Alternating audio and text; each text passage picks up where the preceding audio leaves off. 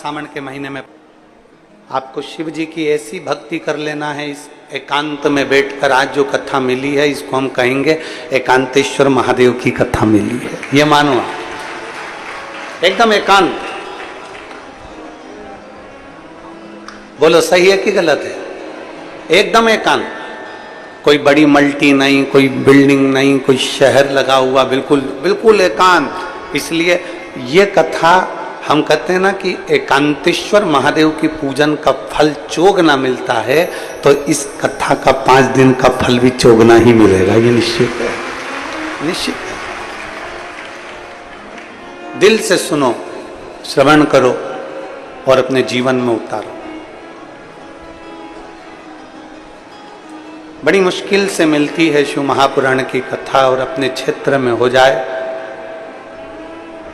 और अपने क्षेत्र में बैठकर यदि हम कथा का लाभ ले लें तो ये समझ लो कहीं शिव की कृपा है।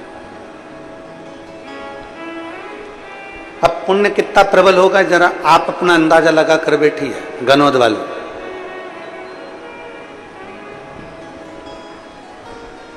जरा पुण्य देखिए कितना प्रबल होगा। कथा होने वाली थी कहीं और हो रही है गनौद में, तो मतलब समझ लो कि गनौद का पलड़ा थोड़ा पुण्य का भारी होगा, इसलिए कथा का लाभ यहां मिला। कहीं शिव कृपा से, और तेरी कृपा बिना न हिले एक भी अणु, लेते हैं श्वास तेरी कृपा से तनु तनु। बखान क्या करूं मैं रातों के ढेर का, चपटी भभूत में खजाना कुबेर का। हे गंगाधार मुक्ति द्वार ओंकार तू, भोले ओंकार तू। आयो शरण तिहार शंभु तार तार तू। कहीं शिव भक्ति का जो योग लगा है श्रावण के महीने में 5 दिवसीय शिव तत्व श्रवण करने का जो योग बना है, कहीं शिव की कृपा से। महाराज आप जितनी भक्ति कर सकते हो उतनी करो, जितना भगवान को पुकार सकते हो उतना पुकारो। मेडिकल साइंस कहता है कि जीभ पर अगर कोई घाव होता है तो वो जल्दी भर जाता।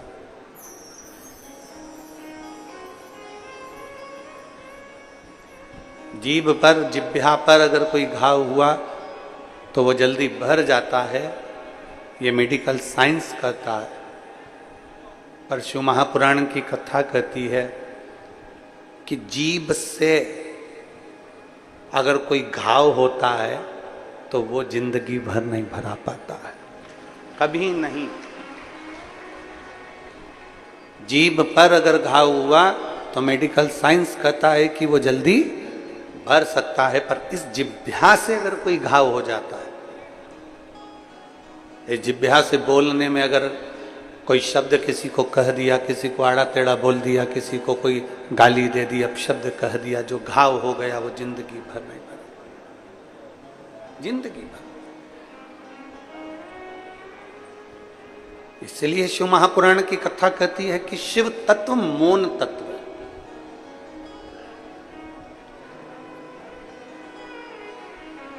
शिव तत्व में मौनता है। जितनी मौनता शंकर की अविरल भक्ति में है उतनी मौनता कहीं नहीं। शिव तत्व में आप जितना मौन हो सकते हो, शिव तत्व में जितना आप चुप रह सकते हो, उतना सुख आपके जीवन में उत्पन्न हो जाता है। जितनी मौनता शंकर की भक्ति में हो, जल चढ़ाने जा रहे हो भगवान शंकर के मंदिर में, शिव जी के मंदिर में, अगर 1 लोटा जल लेकर पहुंचे हो तो भी तुम्हारा मौन होना जरूरी है।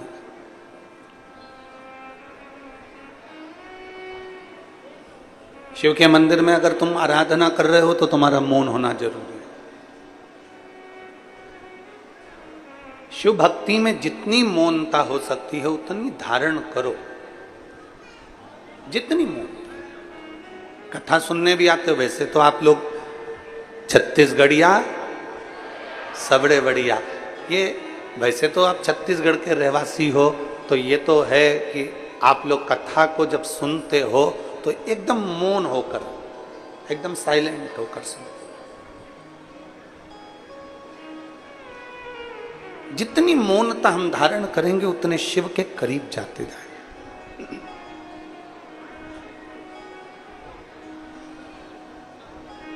एक सुंदर प्रसंग आता है।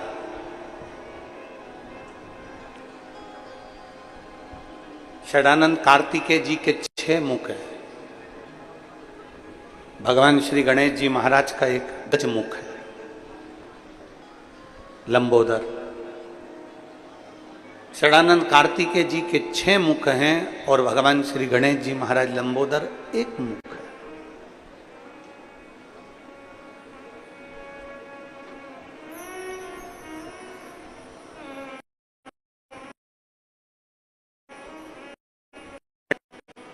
गणेश जी महाराज साधना में लीन नहीं होते, पर षडानंद कार्तिकेय जब भी बैठते हैं, एक बार की साधना में जो कार्तिकेय बाबा बैठे, हजारों वर्ष तक उनकी साधना टूटती ही नहीं, टूटती नहीं।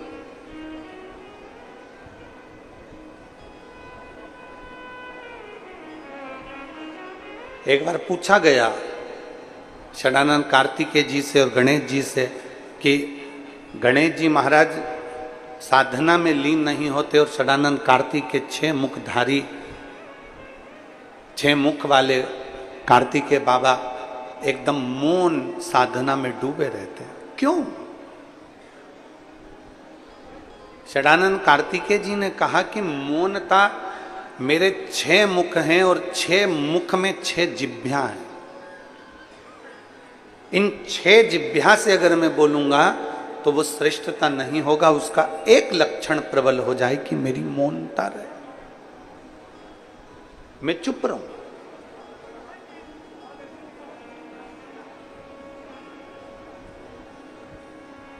और मेरे चुप रहने में मैं भगवान की विरल भक्ति में डूबा रहता हूं, भगवान शिव की विरल भक्ति में समाया होता हूं। हमने भिलाई की कथा में एक बात कही थी कि बुढ़ापे का परम आभूषण है चुप रहना, बुढ़ापे का परम आभूषण है मौन रहना। आप जितने चुप हो, आप जितने मौन हो, उतने प्रभु के करीब हो, उतने करीब हो आप शंकर।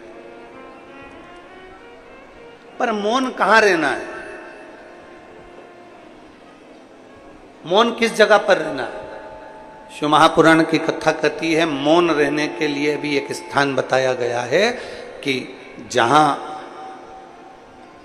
अंतिम का क्षण निकल रहा हो वहां मौन रहिए।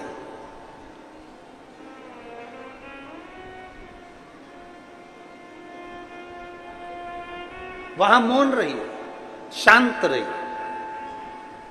जहां व्यर्थ की बातें हो रही हो वहां मौन रहिए। पर बोलने की जब जरूरत हो